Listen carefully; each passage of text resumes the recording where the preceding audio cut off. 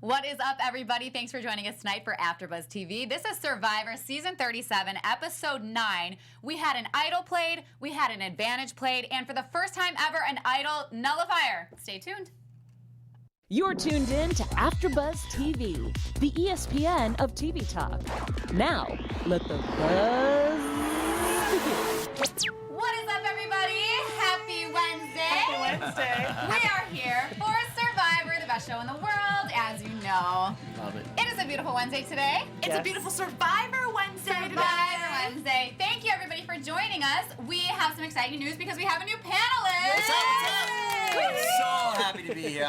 It's my favorite show. We are I'm so happy excited. to have you. So, what's your name? Who What's are up, you? everybody? My name is Mike Thieling. Like I said, I'm pumped to be here. I'm man in the chat. I see you all out there. Sheena, Joseph, Eric, Desiree. What's up? Yes. And what about my other great panelists? What's up, guys? I'm still here. I am Timothy Michael. Hey everyone, I'm also still here. I am Veronica Valencia. And it's me. I'm still here as well. Like every Wednesday, I'm Paige Bonanno. I'm your host. Thank you guys for joining us on Survivor for AfterBuzz TV. This is Season 37, Episode 9. It's called Breath First Search, a really awkward title. Yes. But you anyway, got it. I got it. Thanks everybody for joining us. Make sure to give us a like, subscribe in the comments, let us know how we're doing, and we're so excited to have you. Yeah. And we're excited to have you. So Thank you. just really quickly, will you tell the viewers a little bit about yourself and why you love Survivor so much? I have been a Survivor super fan since day one, episode 1. Have you really? I've seen every single episode, every single season. I love the backstabbing. I love the strategy. I love everything about it. Heck yeah. So do we. I've submitted tapes. Didn't make it on. What? It's cool. Where's It's the cool. acting Let's start the page? campaign now. Hey! Can we I start a do. campaign to get this after show on Yes, Survivor? I Hey. need to start a hashtag like get us on Survivor. But it's gotta be, Survivor. it's gotta be Secret Alliance, so no one knows. Yeah. How many, totally. how many times have you submitted tapes? Twice? Okay. I gotta get going on that. Who's your favorite player of all time? Wow. When you Or say favorite, that, or favorite season? it's okay. When you say I would that say right favorite off the bat, I say Yeah Man. I do love Because you, man. I wait every single season for people to make fake idols. I'm like, get it together. yeah, if yeah, you yeah. find it and it's in the tree, just put some random stuff in there and put it back in the tree. Right. Yeah. Come yeah. on. Totally. And so I just want to piggyback off that and be like favorite season because now I'm just very curious. Yes. First one. Oh. Really? Started the whole thing. Yeah. Okay. But to be fair, I've never gone back and actually watched the source material. Yeah. Operation or Project Caruso. That's what Survivor is based on. Ah. I haven't seen that, but first one because that's what started the whole thing. Dang. Yeah. See, I can't believe you watch every episode of every season. That's wild. I mean, like I tapered off for a long time in between, Yeah. and then came back the last 7 years. But it's or 7 seasons or 8 Yeah. seasons, you know. But it's very rare that everybody sees every single episode There's of every a lot season. of random players floating around. Dang. Yeah. All right. Well, we might be testing you later. Oh, but yeah?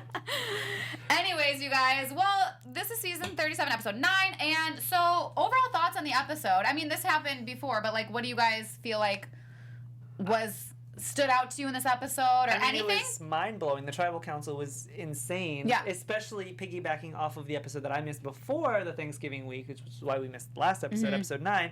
I was just mind-blown having 2 Tribal Councils that were that intense, back to back. Yeah, I mean, the tribal last week was insane. Everyone's like, this episode's crazy, and I'm watching it, I'm like, yeah, it's okay. They went to the burger bar. Dan and Kara split up. Not mad about it. But then I was like, what's really so... I wasn't really enthralled by the episode. And then we got to Tribal. And I'm like, we played an idol. We played an advantage. And for the first time, an idol nullifier. And it was played correctly. I know. That's the thing. That's That's the the thing. thing. Every single season, they try to give these new kinds of advantages. We were talking about it before. They never play them accurately. Right. It never works out right. And they try to get more complex every single season. Finally, dead on. Yep. I was- Amazing. Yeah, I was screaming because, at least to me, I know Mike is we had discussed this, that you have some different opinions on this. At least to me, I thought it was perfect gameplay. Yeah. Just how everything was played correctly. Yes. That never happens, and I was so ecstatic and pumped that the Davids were so smart about their gameplay that night. Right. I think we have to realize that this game is called David versus Goliath, and we look at David versus Goliath as Goliath being these very physical players, and they don't have to work as hard because of their physical appearance. That's what they're promoting the show as. And then we look at the Davids, and they're just the underdogs of the life.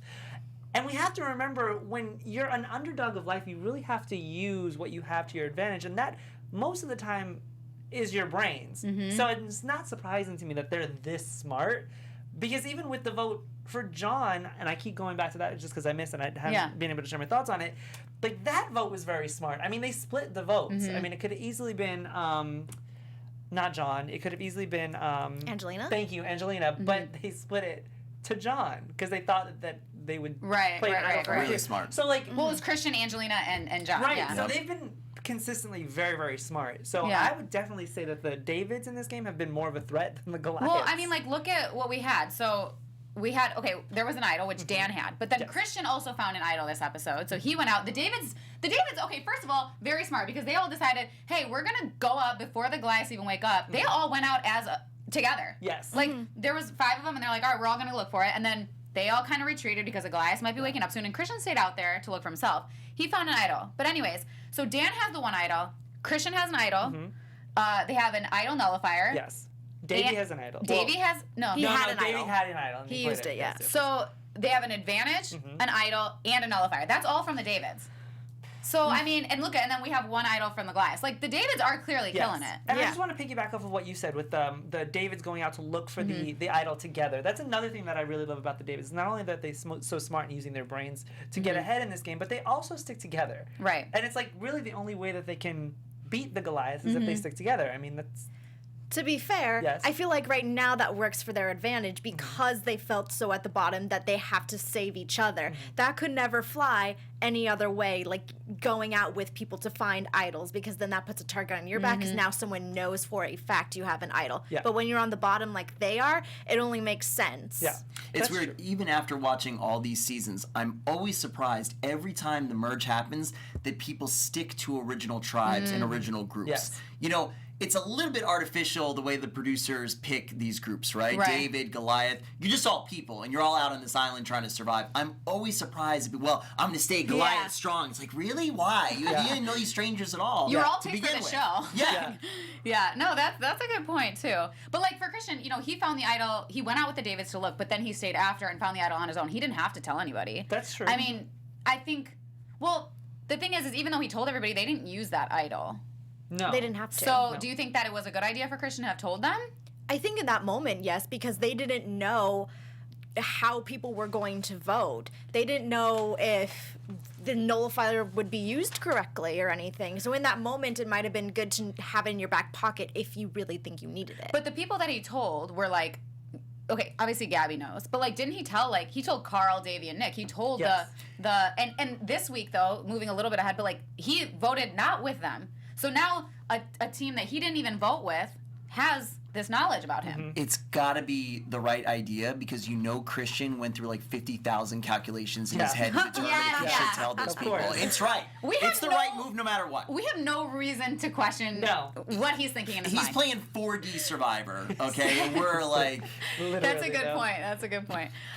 What did you guys think about like the Cara Dan separation? The showmance ended. Finally. Yeah. It was just too much. I mean... Do you think he was holding her back? Yes. And so did she. That's why she separated from him. You know what I mean? I mean, I He thought was it the holding smartest himself decision. back. Sorry. No, Yeah. I completely agree with you. That's a good point because he did have potential, and I don't want to take away anything from all these players because everybody has the potential to become something on this island in this game. But Dan, I just felt had all of this potential and wasted it. 100%. We see it in every single season. I Yeah. say, do you people not watch the past seasons of Survivor? Yes. Same thing, by the way, a little bit of drop in on Big Brother. You do not get caught up in a relationship in a showmance. Come on. It never works out No. for you. Why is he chasing Cara around the Right. island? Like, I'm going to tell just her I have an idol.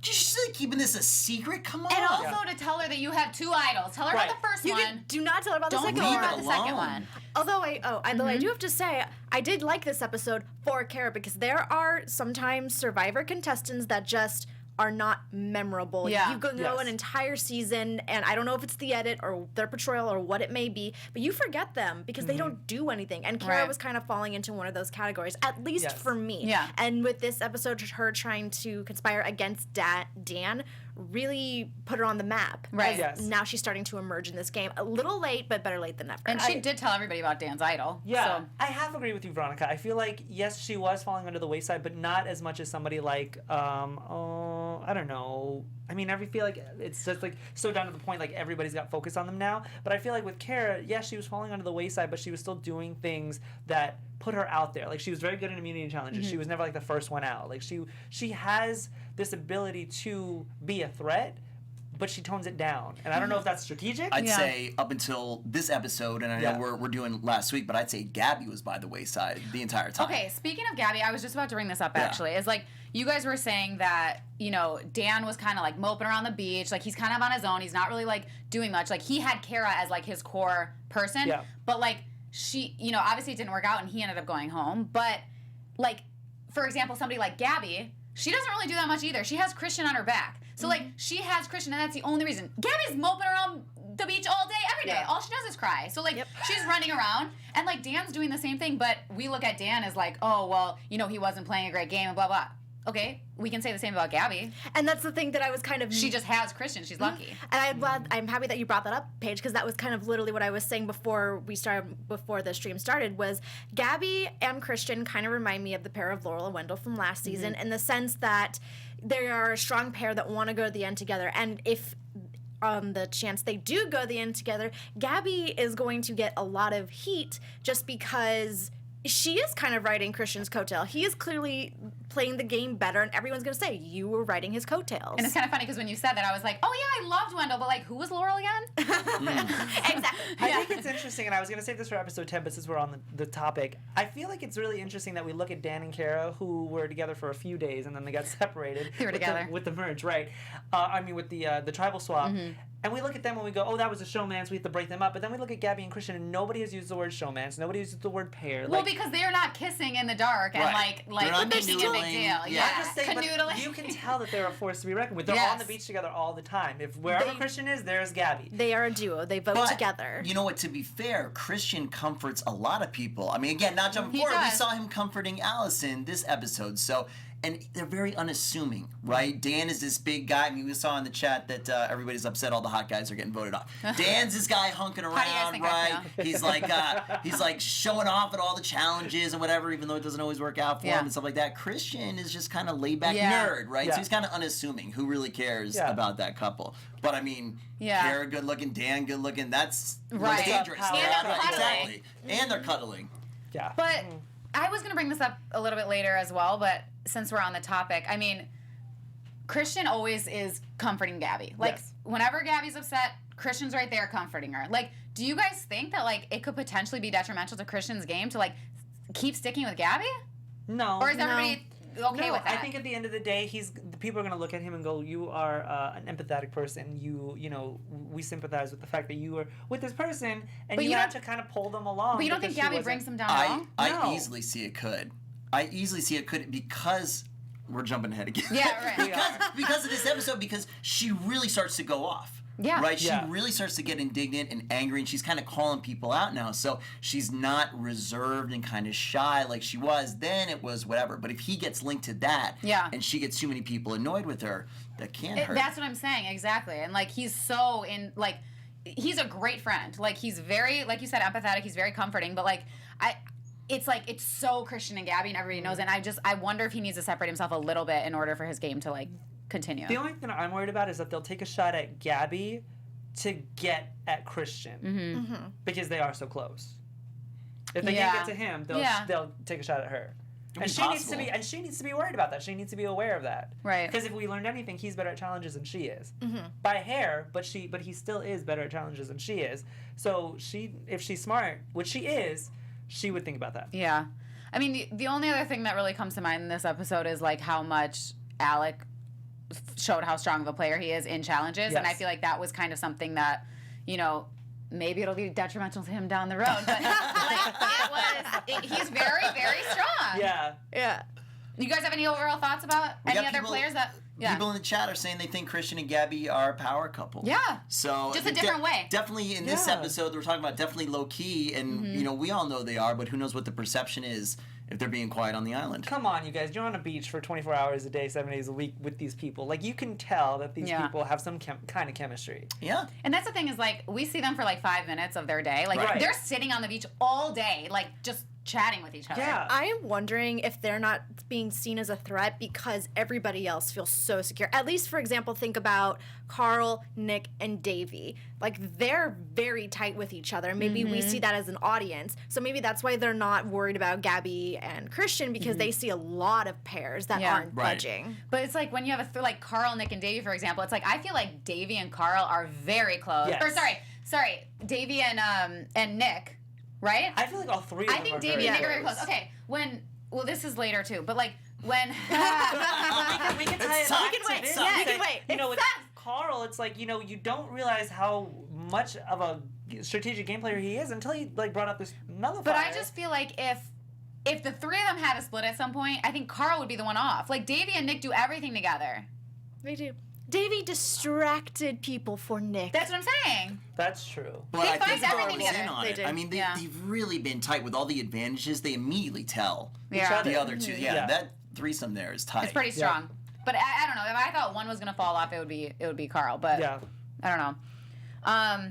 Do you guys have anything else you want to add to this? I mean, just Tribal was Yeah. insane. I mean, I mean, Dan was on my fantasy draft, but I'm not sad to see him go, unfortunately. I just thought that it was his time. I feel like he didn't fight hard enough to stay.